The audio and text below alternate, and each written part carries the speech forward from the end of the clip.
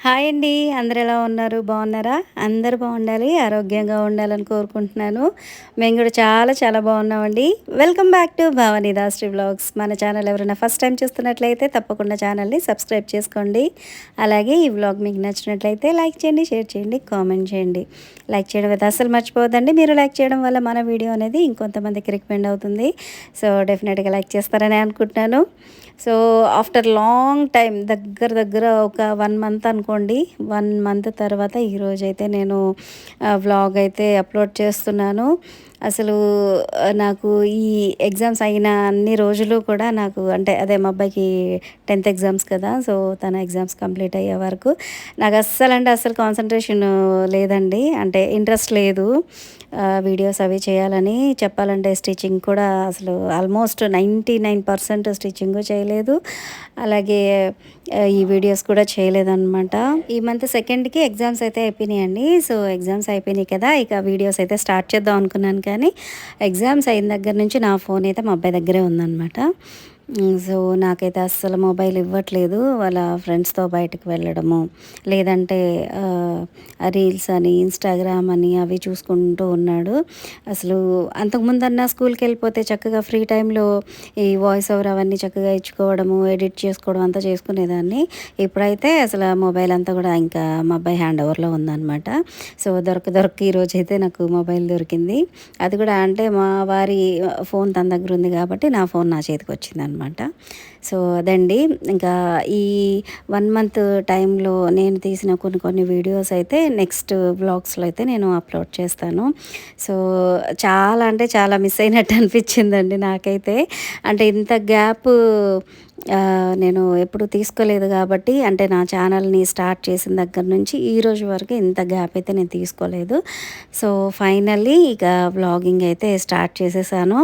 So ఇక ఈ వ్లాగ్లో వచ్చేసి నేను నూడిల్స్‌తో ప్రిపేర్ చేసిన ఒక డిఫరెంట్ నూడిల్ ఐటెమ్ అనేది మీతో షేర్ చేసుకుంటాననమాట. మనం ఈ ఇన్‌స్టంట్ నూడిల్స్‌ని రెగ్యులర్‌గా ఎలా ప్రిపేర్ చేస్తాము, కొంచెం వాటర్ ఏసేసి అందులో అవి కొంచెం బాయిల్ అయిన తర్వాత నూడిల్స్ వేసేసి తర్వాత మసాలా వేసి చేసుకుంటాం కదా! సో ఈరోజు నేను కొంచెం డిఫరెంట్‌గా ట్రై చేస్తున్నాననమాట. ఒక రీల్‌లో ఇది ప్రిపరేషన్ చూశాను. సో అందుకని చెప్పి ఇలా ట్రై చేస్తున్నాను. సో ఫస్ట్ అయితే ఈ నూడిల్స్ ఉన్నాయి కదండీ! వాటిని విడిగా వాటర్‌లో కొంచెం ఆయిల్ వేసేసుకొని బాయిల్ చేసుకోవాలి. బాయిల్ చేసుకున్న తర్వాత ఇలా ఒక స్ట్రైనర్‌లో వేసేసి దాని మీద మళ్ళీ కోల్డ్ వాటర్ వేసేస్తే అవి చక్కగా విడివిడిగా అయిపోతాయి అన్నమాట. సో అవి పక్కన పెట్టేసుకొని ఒక వెడల్పు కడాయి తీసుకోవాలి. సో ఇది వచ్చేసి ఈ స్టీల్ కడాయి కొంచెం వెడల్పు ఎక్కువగా ఉంటుంది. సో ఇందులో ఆనియన్స్, పచ్చిమిర్చి అయితే వేసాను అనమాట. వేసి ఇవి ఫ్రై అయిన తర్వాత మనం ఎగ్ కూడా ఇందులో యాడ్ చేసుకోవాలన్నమాట. సో ఇప్పుడైతే ఫస్ట్ నేను ఆనియన్స్ అలాగే పచ్చిమిర్చి అయితే వేసాను కదా! ఇవి వేసిన తర్వాత కొంచెం సాల్ట్ కూడా వేస్తే చక్కగా ఫ్రై అవుతాయి. మనం కర్రీస్ ప్రిపేర్ చేసేటప్పుడైనా సరే ఆనియన్స్ అవి తొందరగా ఫ్రై అవ్వాలంటే సాల్ట్ వేసుకోవాలి. సో సాల్ట్ వేయడం వల్ల ఏంటంటే అందులో ఉన్న నెమ్ము ఏదైతే ఉంటుందో ఆనియన్స్‌లో తడి ఉంటుంది కదా! సో అది అనేది తొందరగా డ్రై అయిపోతుందనమాట. సో దానివల్ల తొందరగా ఫ్రై అయిపోతాయి ఆనియన్స్. ఇక అవి ఫ్రై అయ్యే లోపు నేను ఈ నూడిల్స్‌కి ఇచ్చిన మసాలా ఉంటుంది కదా! అది మొత్తం కూడా కట్ చేసేసి ఒక బౌల్‌లో అయితే వేసుకుంటున్నాను. యాక్చువల్‌గా అయితే నేను ముందు చెప్పినట్టుగా నూడిల్స్ ఉడికేటప్పుడు ఆ వాటర్‌లో ఈ మసాలా వేస్తాం కదా! సో ఇక్కడైతే ఈ మసాలా మనం సపరేట్‌గా వేయాలి. సో ఇక్కడొచ్చేసి ఆనియన్స్ చక్కగా ఫ్రై అయిపోయిన తర్వాత ఎగ్స్ అయితే వేస్తున్నాను. ఒక 3 ఎగ్స్ అయితే వేస్తున్నానండి.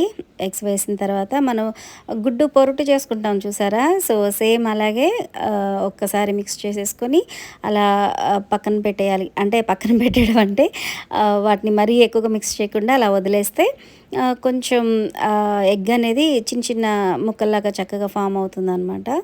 సో ఇక్కడైతే నేను ఆ మసాలా అదే ప్యాకెట్స్ ఓపెన్ చేసి బౌల్‌లో వేసాను కదా! అది చూపిస్తున్నాను ఇంత మసాలా వచ్చిందని. సో ఇక్కడ చూసారు కదా! ఎగ్స్ అన్నీ కూడా మరీ అంటే ఏమంటారు చిన్ని ముక్కల్లాగా కాకుండా కొంచెం పెద్ద ముక్కలు అంటే తినేటప్పుడు మనకి పంట కింద ఎగ్ ముక్క అనేది తెలిసేలాగా ఇలాగా చక్కగా ఫ్రై చేసుకోవాలి. ఇదంతా ఫ్రై అయిపోయిన తర్వాత నేను ఇందులో మన టేస్ట్కి సరిపడా కొంచెం ఇండియన్ స్టైల్లో కారం కూడా మిక్స్ చేస్తున్నాను. అంటే వాళ్ళు ఇచ్చిన మసాలానే కాకుండా మన టచ్ కూడా కొంచెం ఉండాలి కాబట్టి అందులో కొంచెం పసుపు అలాగే కారం కూడా వేసి మిక్స్ చేశాను. తర్వాత ఇందులోనే ఆ మసాలా కూడా యాడ్ చేసేస్తున్నాను. ఇలా యాడ్ చేయడం వల్ల ఏంటంటే ఎగ్ ఏదైతే ఉందో దానికి కూడా ఈ మసాలా చక్కగా పడుతుందనమాట. సో తినేటప్పుడు మంచిగా టేస్టీగా ఉంటుంది. అవి ఒకసారి మిక్స్ చేసిన తర్వాత ఇప్పుడు మనం ముందే ఉడకబెట్టి పక్కన పెట్టుకున్నాం కదా నూడిల్స్, ఆ నూడిల్స్ అన్నింటినీ కూడా అందులో వేసేసి ఒక 2 గరిటెలు తీసుకొని వాటి హెల్ప్ తోటి ఇవి బాగా మిక్స్ చేసుకోవాలి. ఈ నూడిల్స్ ఎప్పుడైనా సరే మనం సింగిల్ గరిటెతోటి మిక్స్ చేయడానికి అవ్వదండి.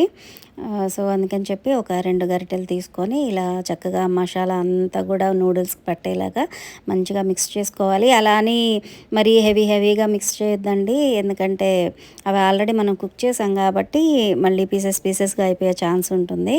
సో నూడిల్స్ ఎప్పుడైనా సరే ఇలా కొంచెం పొడవుగా ఉండేలాగే ప్రిపేర్ చేసుకుంటే తినేటప్పుడు కొంచెం బాగుంటుందన్నమాట. చిన్నపిల్లలు అయితే చక్కగా ఇంకా ఎంజాయ్ చేస్తూ తింటారు. సో ఇక్కడ ఫైనల్గా మనకి ఇలా డిఫరెంట్ స్టైల్లో ఎగ్ నూడిల్స్ అయితే రెడీ అయిపోయినాయండి.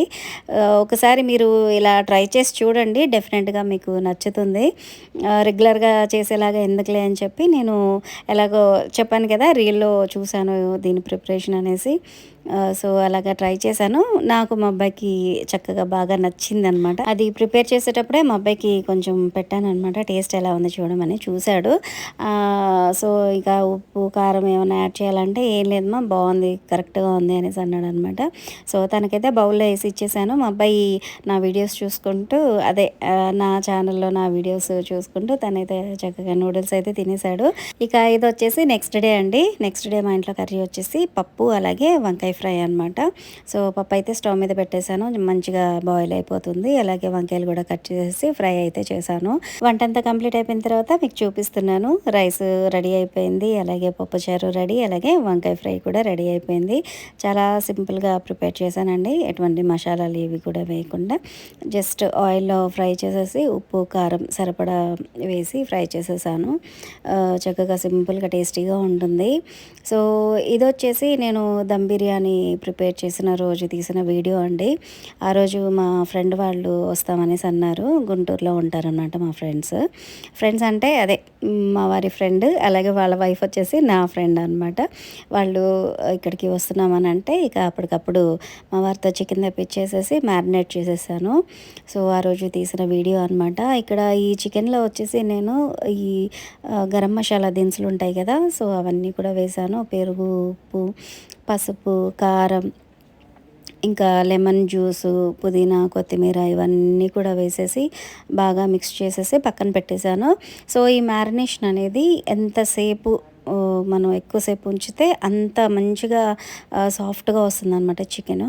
అలాగే పక్కన వచ్చేసి గోంగూర వాటర్లో వేసేసాను, సాల్ట్ వాటర్లో. అలాగే రైస్ కూడా చక్కగా కడిగేసేసి అందులో కూడా మసాలా దినుసులు, అల్లం వెల్లుల్లి పేస్ట్, కల్లుప్పు అన్నీ కూడా వేసి ఉంచేసాను. బియ్యం కూడా ఎంత నానితే రైస్ అనేది అంత మంచిగా వస్తుందన్నమాట. సో ఇక్కడైతే గోంగూరని సాల్ట్ వాటర్లో ఉంచేసి కాసేపు అంటే ఒక 10 నిమిషాలు ఉంచిన తర్వాత నీట్గా ఒక 2-3 సార్లు వాష్ చేసేసుకుంటే మనం ఆ గోంగూర రెసిపీ అయితే ప్రిపేర్ చేసేసుకోవచ్చు అనమాట. చాలా సింపుల్గా రెడీ చేసుకోవచ్చండి. అది మనం వాష్ చేసుకున్న తర్వాత ఒక ప్యాన్లో ఆయిల్ వేసేసి గోంగూర అందులో వేసి పచ్చిమిర్చి ఉంటాయి కదా, అవి చిన్న చిన్న ముక్కలుగా అందులో కట్ చేసి వేసేసి అవి బాగా కుక్ అయిపోయిన తర్వాత రుబ్బేసుకుంటే మనకి అదైతే రెడీ అయిపోతుంది. మీకు కావాలంటే టమాటా కూడా వేసుకోవచ్చు అనమాట. సో నేనైతే ఆ రోజు చాలా సింపుల్గా ప్రిపేర్ చేసేసాను. అంటే కొంచెం పుల్లగా ఉండాలి అనేసి నేను టమాటా అయితే వేయలేదు. టమాటా వేస్తే కొంచెం మనకి స్వీట్నెస్ వస్తుంది కదా, సో అలా వద్దు అనేసి నేను ఇలా సింపుల్గా అయితే ప్రిపేర్ చేసేసాను. ఈరోజు అయితే కొంచెం హడావుడిగా ఉన్నాను కాబట్టి ఫుల్గా అయితే వీడియో తీయలేదండి. జస్ట్ ఏమంటారు, అది మొత్తం ప్రిపేర్ చేసిన తర్వాత చిన్న వీడియో అయితే తీశాను. సో ఇక్కడైతే నేను వంటంతా కంప్లీట్ చేసేసుకొని ఫ్రెష్ అయిపోయానండి. మా ఫ్రెండ్స్ అయితే స్టార్ట్ అయ్యారనమాట. అంటే వాళ్ళు గుంటూరు నుంచి ఇక్కడ దుర్గమ్మ టెంపుల్ ఉంది కదా, సో టెంపుల్కి వెళ్ళేసి అక్కడ నుంచి ఇంటికి వస్తారు. అన్నయ్యను అలాగే లక్ష్మి ఇద్దరే వస్తున్నారనమాట. పిల్లల్ని అయితే తీసుకురావట్లేదు, వాళ్ళకి ఎగ్జామ్స్ ఉన్నాయంట. సో టెంపుల్కి వెళ్దామని చెప్పని వచ్చారు. అంటే యాక్చువల్గా అన్నయ్య దుబాయ్లో ఉంటారు. సో ఎప్పుడో ఒకసారి వస్తారు కాబట్టి వచ్చిన ప్రతిసారి కూడా టెంపుల్కి వస్తారు. టెంపుల్కి వచ్చిన ప్రతిసారి ఇక్కడికైతే వస్తారనమాట. సో ఎప్పుడో ఒకసారి వస్తారు కాబట్టి ఇక అన్నయ్యని మా ఫ్రెండ్ని మంచిగా రిసీవ్ చేసుకోవాలి, అలాగే మంచి ఫుడ్ పెట్టాలి అనేసి అప్పటికప్పుడు ఇలా ప్రిపేర్ చేశాను. యాక్చువల్గా అయితే అసలు మా ఫ్రెండ్ అయితే అసలు నాన్ వెజ్ వద్దు అనేసి అంటుంది అనమాట ఎప్పుడు వచ్చినా సరే. కానీ ఎప్పుడో ఒకసారి వచ్చినప్పుడు వెజ్ ఎలా పెడతాను చెప్పండి. సో నేనైతే అసలు కాంప్రమైజ్ అవ్వను అనమాట. సో దమ్ బిర్యానీ అయితే ప్రిపేర్ చేసేసాను. ఇక తర్వాత తినేటప్పుడు అదంతా కూడా ఎందుకులే అని చెప్పి నేను వీడియో తీయలేదు. సో లంచ్ అంతా అయిపోయిన తర్వాత అన్నయ్యను మా వారు బయటకైతే వెళ్ళారనమాట. వాళ్ళు ఏదో పర్చేస్ చేయాలి అనేసి సో బయటకైతే వెళ్ళారు. నాకు మార్నింగ్ నుంచి కొంచెం వర్క్ ఎక్కువ అవ్వడం వల్ల నేను కొంచెం రెస్ట్ తీసుకుంటున్నాను అనమాట. ఇక ఆ టైంలోనే మా ఫ్రెండ్ అలాగే మా అబ్బాయి ఇద్దరు కూడా ఈ కాయిన్ కలెక్షన్ ఉంటుంది కదా మా అబ్బాయిది, అవన్నీ కూడా బయటకు తీశారనమాట. తీసి ఇది ఈ ఇయర్ కాయిన్, ఇది ఈ కంట్రీ కాయిన్ అని చెప్పని మొత్తం అన్నీ చూస్తూ ఉన్నారు. సో నేను అది అలా ఒక చిన్న వీడియో అయితే తీసాను అనమాట. ఇక్కడ మా ఫ్రెండ్ చెప్తుంది కాయిన్ కలెక్షన్ అంటే అంత ఈజీ పని కాదు, ఎంతో ఇంట్రెస్ట్ ఉంటే కానీ చేయరు ఇలా కలెక్షన్ అనేది అనేసి మంచిగా మా అబ్బాయిని పొగుడుతుంది అనమాట. సో ఇందులో కొన్ని కాయిన్స్ వచ్చేసి మా అన్నయ్యవండి. మా అన్నయ్యకి కూడా కాయిన్ కలెక్షన్ అంటే చాలా ఇష్టం. సో మా ఇంటికి వెళ్ళినప్పుడు, అదే అమ్మ వాళ్ళ ఇంటికి వెళ్ళినప్పుడు మా అబ్బాయి కొన్ని తీసుకున్నాడు అనమాట అన్నయ్యని అడిగి. సో ఇక్కడ పాతవి కాయిన్స్ అన్నీ ఉన్నాయన్నమాట. అవన్నీ కూడా చూపిస్తూ ఉన్నారు.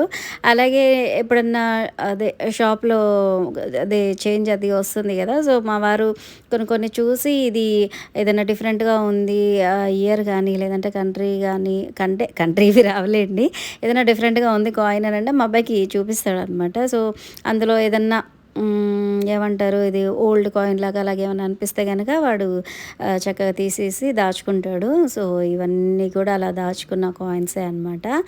సో మా అబ్బాయికి చాలా ఇంట్రెస్ట్ అనమాట కాయిన్ కలెక్షన్ అంటే. ఈ కలెక్షన్ అంతా చూసిన తర్వాత ఇక నేను మా ఫ్రెండ్ అయితే ఒక గంట సేపు ముచ్చట్లు అయితే పెట్టుకున్నాం అనమాట.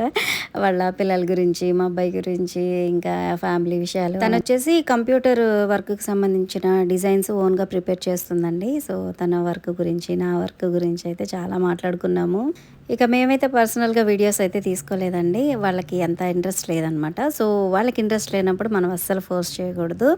సో ఫ్రెండ్స్, ఇదండి ఈరోజు వ్లాగ్. ఐ హోప్ మీకు నచ్చిందని అనుకుంటున్నాను. మీకు నచ్చినట్లయితే డెఫినెట్గా లైక్ చేయండి, షేర్ చేయండి, కామెంట్ చేయండి. అలాగే ఛానల్ని సబ్స్క్రైబ్ చేసుకోవడం అయితే అస్సలు మర్చిపోవద్దండి. మరొక మంచి వ్లాగ్తో మళ్ళీ కలుద్దాం. Keep watching Bhavani Dasari vlogs. Thanks for watching. Bye.